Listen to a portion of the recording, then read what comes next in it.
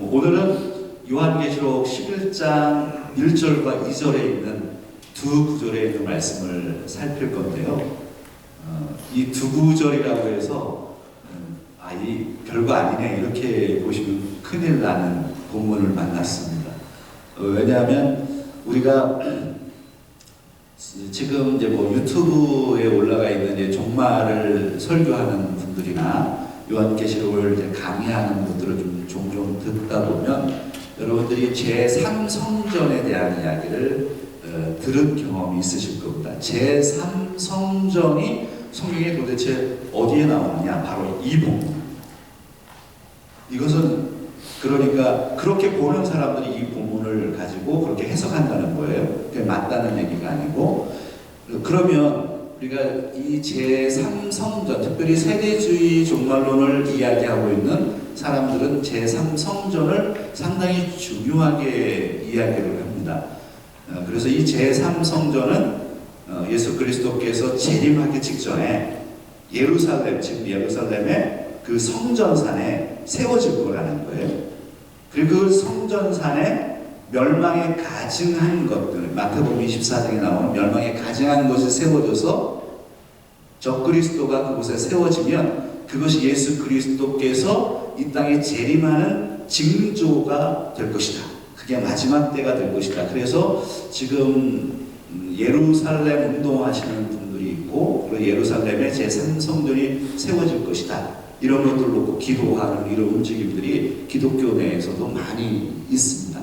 근데 그 예수 그리스도의 재림을 기대하는 것은 좋으나 그것이 정말 성경적이냐라고 하는 것을 물어야 되는데 그 부분에 대해서 오늘 제가 같이 나눌 것이고요. 그래서 오늘 이러한 아주 중요한 이야기들이 오늘 본문 요한계시록 11장 1절과 2절에 있는 말씀에 담겨져 있는 것이다 라는 것들을 생각하고 오늘 노트를 좀 먼저 어디를 보시느냐 하면요, 7페이지를 먼저 보고 뒤를 7페이지가 아니라 9페이지인 것 같네요. 그래서 9페이지, 8페이지까지는 제가 그 주의를 해놓은 것이고요. 9페이지부터 보면은 중요한 주제를 제가 좀 설명을 좀 해놨는데, 제3성전이라고 하는 것이 성경에 기록되어 있느냐? 한번 여러분이 물어보겠습니다. 제3성전이 있는 거예요? 성경에? 제3성전. 그러면 제1성전이 있을 것이고 제2성전이 있을 거 아니에요? 그래서 제1성전은 그러면 뭐냐? 제1성. 첫 번째 성전은 누가 지었어요? 예, 솔로몬이 지었잖아요. 그래서 이 솔로몬이 지은 것이고, 그럼 제2성전은 뭐예요? 누가 지은 거예요? 바벨론의 포로로 잡혀갔던 사람들이 돌아와서 재건을 하고 나중에 그것을 헤롯이라고 하는 예수님 낭대의 왕이었던 헤롯 대왕이 그것을 완성시킨 그 성전이 제2성전이란 말이죠. 그래서 성경의 제3성전은 그래서 사실은 어떻게 이해를 해야 될까? 이런 부분을 이제 풀어가겠습니다. 그래서 거기에 보시면, 자, 1성전을 한번 볼까요? 1성전. 그 뒤에 한번 10페이지에 보시면, 요 그림은 요즘 세상 참 좋아졌습니다. AI잖아요. AI에게 물어보면, 이게, 그래서 본문을 주고, 제가 참, 에스겔서 40장부터 48장에 성전이 나오거든요.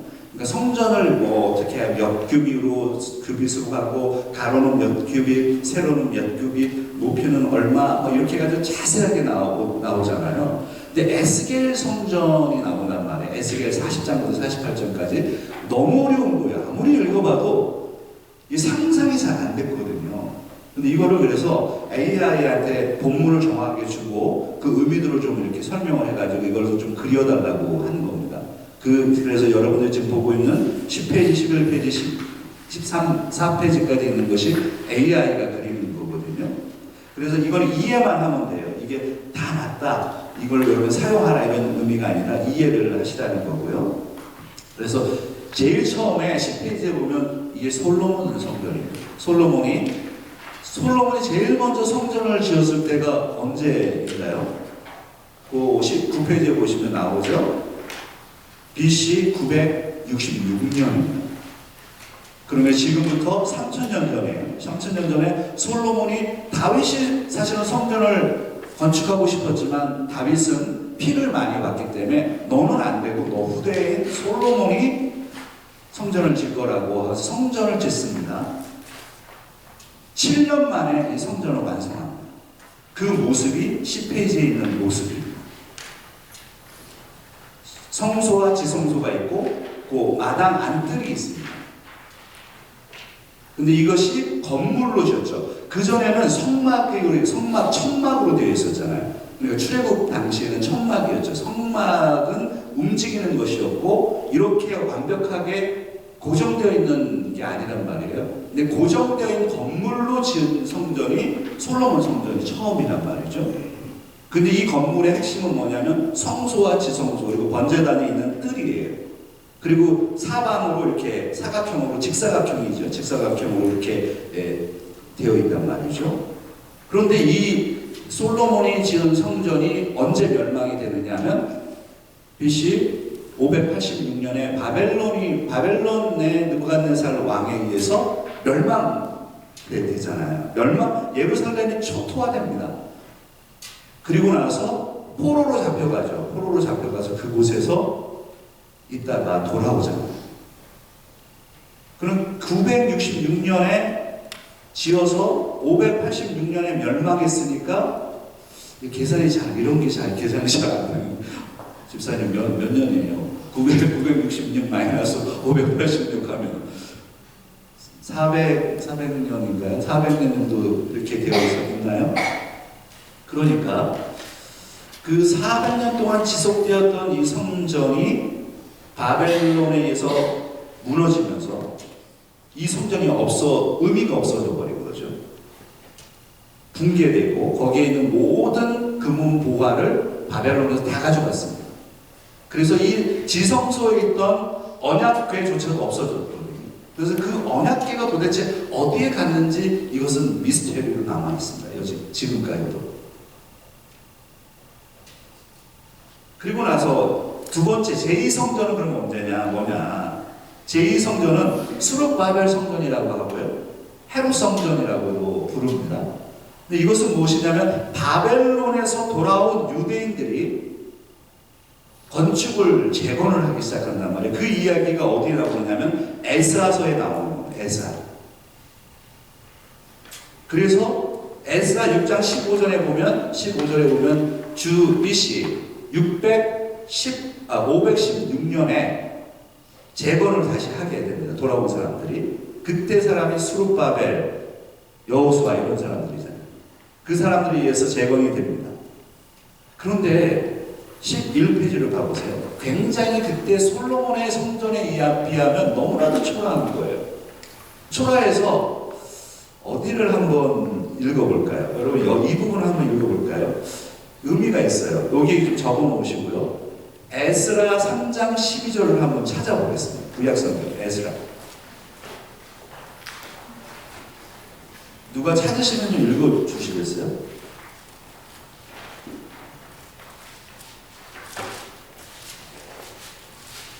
에스라 3장 에스라 느헤미야 이렇게 되잖아요. 찾으셨나요? 3장 12절을 한번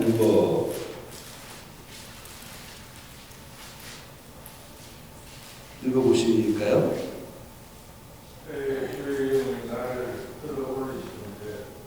그거 아닌데요, 장로님? 그거 아닌데? 에스라 3장 12절.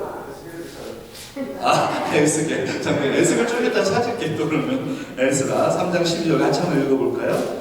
제사장들과 레위 사람들과 나이 많은 족장들은 첫 성전을 보았으므로 이제 이 성전의 기초가 모임을 보고 통곡하였으나. 여기 보세요. 그게 무슨 얘기냐면 그 포로로 잡혀간 사람들이 돌아오잖아요. 근데 이 사람들은 포로로 잡혀가 돌아온 사람 나이가 이미 많은 거예요. 그래서 솔로몬 성전을 본 사람들이라는 거죠. 근데 돌아와서 재건을 했는데 그 기초를 쌓은 걸 보니까 그때보다 너무나도 초라해가지고 마음이 너무 아파가지고 대성통곡했다라는 얘기예요. 그러니까 제2성전 의미가 이해하시겠어요? 포로로 잡혀갔던 사람들이 돌아와서 에스라 시대, 에스라 스룹바벨을 중심으로 해서 성전을 짓단 말이에요. 건축을 한다. 그때 제2성전은 굉장히 초라하게 만들어졌다. 그래서 어른들이 그것을 보고 너무 대성통곡하는 거예요. 슬퍼하는 거예요. 이 이야기가 에스라 3장 12절에 있는 얘기입니다. 그런데 제2성전은 이렇게 지어지지만 사실은 이것이 쭉 가요. 516년에 완성됐다 그랬잖아요. 그리고서 500년 가까이 또 이 성전이 계속 지속이 되다가 예수님 당대에 헤롯이라고 하는 인물이 예수님이 태어났을 때 건물을 짓기 시작합니다. 이 성전을 재건을 시켜주는 거예요. 아주 멋지게. 그 그림이 바로 11페이지에 있는 모습입니다. 이게 누가 완성시킨 거라고요? 헤롯 대왕. 왜 그리고 헤롯이라고 하는 인물은 기독교인이 아니잖아요. 그리고 예수님한테 아주 안 좋은 인물이었는데, 반대 세력이었는데, 왜 그러면 성전을 지어줬느냐? 유대인들의 환심을 사기 위해서. 유대인들의 환심을 사기 위해서 이 헤롯이 건물을 줘요. 근데 그 건물이 성전을 더 멋지게 지어주는 거예요. 그게 몇 년 걸렸느냐? 46년 걸렸습니다. 요한복음에 나오잖아요. 너가 46년 동안 세워진 이거를 3일 만에 지은다고 이런 얘기 하잖아요. 그게 바로 헤롯 대왕, 예수님 당대에도 계속해서 헤롯 대왕이 이 건물을 짓고 있었다는 거예요. 그게 제2성전입니다. 그러니까 스룹바벨 성전이면서 헤롯 대왕이 헤롯이 지은 성전. 헤롯이 지은 성전. 이게 제2성전입니다. 성경에 그렇게 나오죠. 그런데 그러면 성전 건축은 그렇게 제1성전, 제2성전이라고 이해가 되고, 그러면 성전 건축에 대한 이야기 중에 구약의 에스겔서가 기가 막힌 말씀입니다. 이 부분을 이제 어떻게 해석하느냐에 따라서 이제 제3성전에 대한 개념이 잡히기 시작하는 거예요. 이 에스겔 성전, 에스겔서에 보면 에스겔이 어려워요. 예언서 가운데 에스겔, 그다음에 다니엘을 풀어내야 되거든요. 종말을 이해하려면 종말의 개념을 이해할 때 에스겔에서는 에스겔 성전 환상이 나온단 말이에요. 물에서 흘러서 강물이 흐르면서 아주 디테일하게 그 센티미터 규빗까지 정확하게 해가지고 굉장히 치밀한 그런 성전을 설명합니다. 그게 12페이지에 보이는 그림이에요. 이거는 AI가 구도를 만들어낸 겁니다. 본문을 제가 다 제시를 하고 정확하게 이렇게 해달라고 요청을 해서 이렇게 만들어낸 건데, 보세요. 1성전하고 2성전하고 차이가 어마어마하게 나죠? 그 규모가 대단하죠? 규모가 대단하고 디테일합니다. 복잡합니다. 그러면 에스겔 성전은 무엇을 얘기하는 걸까? 라는 거예요. 에스겔에서 8장, 9장이나 할애를 하면서 왜 그러면은 이 성전에 대한 이 환상을 이야기했느냐? 이거는 미래적인 거죠. 미래에 세워질 성전을 얘기하는 거죠. 미래. 그러니까 이제 유대인들이 이렇게 생각하는 거예요. 그러면 유대인들은 구약까지만 믿잖아요. 전통 유대인들을 얘기하는 겁니다. 신약을 믿지 않잖아요.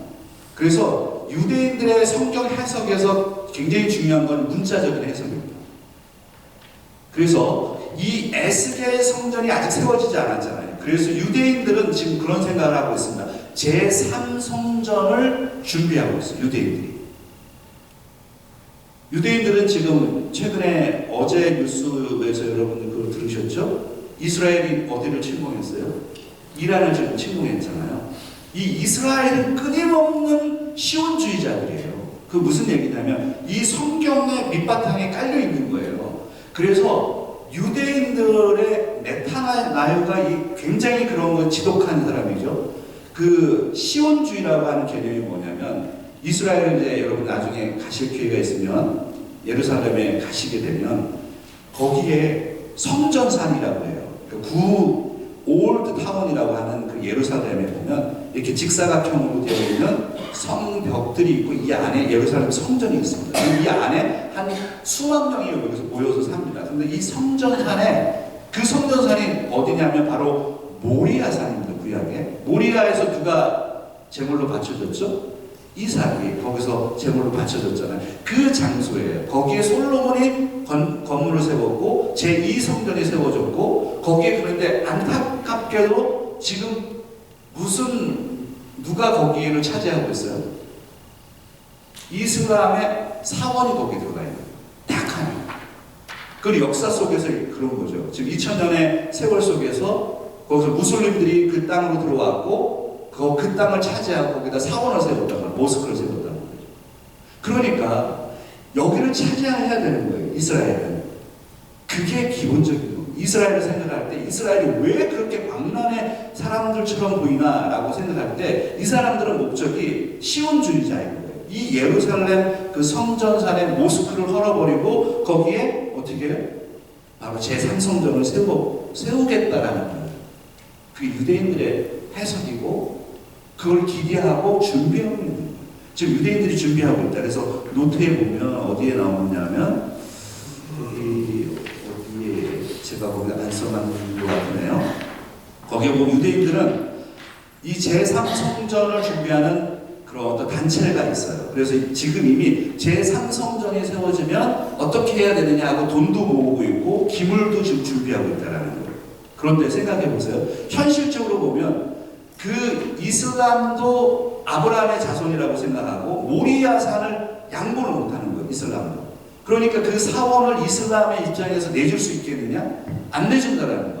이스라엘은 거기를 당연히 차지하려고 하는 그런 영적인 싸움들 때문에 그 땅이 화약고인 거예요. 잘못 건드면 큰일 나는 장소입니다. 그래서 지금 학자들은 어떻게 생각을 하느냐 하면 유대인들은 그 산을 완전히 정복하고 싶지만 그것이 안 된다면 그 바로 옆에다가 제3성전이 세워질 거라는 거예요. 그래서 이걸 보세요. 이게 AI가 이렇게 똑똑합니다. AI가 제3성전을 그려달라고 했더니 이걸 그려줬거든요. 근데 대단히 중요한 건물이 하나 들어가 있어요. 거기에 보면 그 건물이 세워졌는데 그 뒤에 뭐가 있어요? 황금돔 있잖아요. 이게 지금 이슬람의 사원이에요. 황금돔 사원이에요. 이거 뺏지 못한다는 거예요. 그리고 그 옆에다 세워질 거라는 거. 그거를 AI가 이렇게 그려낸 거예요. 그러니까 AI는 총체적인 정보를 다 가지고 그리기 때문에 이런 게 가능한 거죠. 그래서 지금 제3성전이 그 이슬람 모스크를 대체해서 세워질 거냐 아니면 바로 옆에 세워질 거냐는 큰 문제, 지금 우리의 문제는 아닙니다. 그러나 유대인들은 지금 그곳에 제3성전이 세워질 것이다. 그래서 그걸 기대하고 있고 준비하고 있고 그러다 보니까 에스겔서를 어떻게 해석하느냐 하면 이것은 문자적으로 제3성전이다 라고 유대인들은 해석했다는 거죠. 해석하고 있다. 거기에 이 제3성전에서 세워진다. 이게 오류에 빠진 거예요. 왜냐하면 근데 이러한 제3성전의 유대인들에 대한 생각을 기독교에서 지금 차용해서 받아들여가지고 지금 그 일부 기독교의 세대주의 종말론을 이야기하는 분들이 제3성전의 유대인들의 생각을 그대로 여기다가 접목시켜서 요한계시록 지금 11장 1절과 2절에 있는 이 성전 측량을 제3성전이라고 해석하기 시작했다. 전통적인 해석이 아닙니다. 근데 이것이 지금 굉장히 인기를 얻고 있고 그래서 제3성전이 세워질 것이며 그래서 예루살렘을 회복하고 유대인들이 회복될 것이고 천년왕국이 이루어질 것이고 이런 것들을 기대하면서 설교를 하고 있고 강의를 한단 말이죠. 근데 여러분 우리 잘 이해를 하셔야 됩니다. 우리는 항상 성경이 무엇을 말씀하시느냐라는 것에 집중해야 됩니다.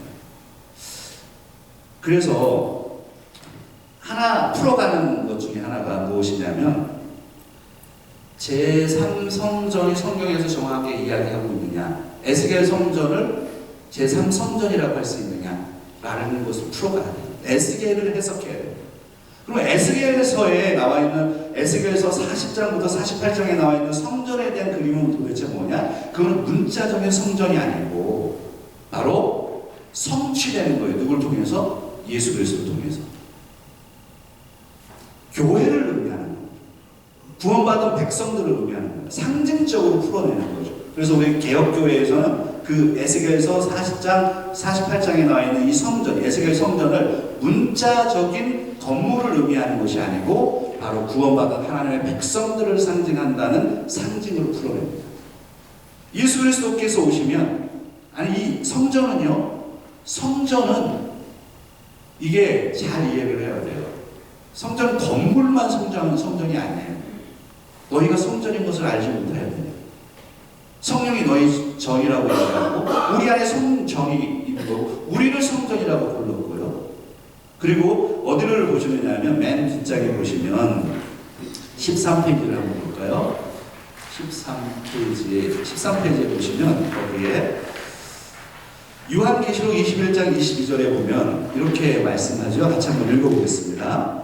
성 안에서 내가 성전을 보지 못하였으니 이는 주 하나님 곧 전능하신 이와 및 어린 양이 뭐래요? 그 성전이십니다. 예루살렘 성이 나중에 내려온다면 하늘에서 그 예루살렘 성이 뭐냐? 성전이 아니고 건물이 아닙니다. 예루살렘 성은 건물이 아니에요. 믿는 하나님의 백성들을 얘기하는 거예요. 그 안에 보니까 이 성 안에 바로 성전이 없는, 건물의 성전은 없고요. 바로 하나님과 어린 양의 성전이라는 거예요. 그래서 종말의 최종적인 종말에는 성전이 필요 없는 겁니다. 그러니까 건물이 필요 없는 거예요. 신약의 개념은 뭐냐면 우리가 건물이, 우리가 성전인 거예요. 우리가. 그래서 예수 그리스도를 통해서 종말이 성취되었고 종말이 완성되어 가는 거거든요. 그 안에 교회가 있고 교회가 성전인 거예요. 에스겔 40장부터 48장에 있는 그 에스겔 성전은 그래서 제3성전을 얘기하는 게 아니라 유대인들의 개념이에요. 그것은 상징적으로 이해해야 되는 것이다.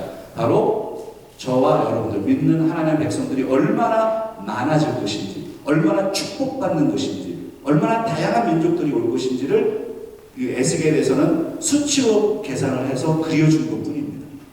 이해가 되시죠? 성경은 그렇게 풀어가야 됩니다. 그렇기 때문에 제3성전에 대한 오해를 여러분들이 좀 풀어내셔야 되겠고, 그러면 이제 본문으로 좀 들어가세요. 요한계시록 11장 1절과 2절에 있는 말씀, 노트 1페이지로 다시 돌아가겠습니다. 노트 1페이지로 한 10분 정도 안에서 설교를 좀 마무리해 보겠습니다. 그러면 오늘 그 요한계시록을 우리가 지금 보고 있는데, 지금 6번째 나팔심판과 7번째 나팔심판 사이에 지금 이 막간 속에 있는 거잖아요. 막간이 3개라고 했습니다. 하나는 지난주에 우리가 살펴봤던 열려져 있는 작은 두루마리 환상, 오늘은 성전 측량에 대한 환상, 그리고 다음 주에 살펴볼 11장 3절부터 나오는 바로 두 증인에 대한 환상. 이것은 막간 속에서 교회에 대한 이야기를 하는 겁니다. 교회가 이 말세의 시대에 어떤 사명을 부여받은 것이냐라는 것을 설명하는 거거든요. 그래서 오늘도 그 관점으로 본문을 볼 수 있어야 됩니다. 요한계시록 11장 1절에 있는 말씀 같이 한번 읽어보도록 할까요? 같이요. 또 내게 지팡이 같은 갈대를 주며 말하기를 일어나서 하나님의 성전과 제단과 그 안에서 경배하는 자들을 측량하라. 요한에게 이렇게 얘기하는 거죠. 요한이 이 막간에서 두 번째 이런 임무를 부여받습니다. 내게 지팡이 같은 갈대를 주며 말하기를 일어나서 하나님의 성전과 제단과 그 안에 경배하는 자들을 측량하라. 여기서 지팡이 같은 갈대, 이것은 왕권을 가지고 있는 겁니다. 원래 지팡이는 왕들이 규잖아요. 왕들이 가지고 있는 그 왕권을 가지고 측량하라는 거예요. 근데 측량하라는 것은 도대체 뭐냐?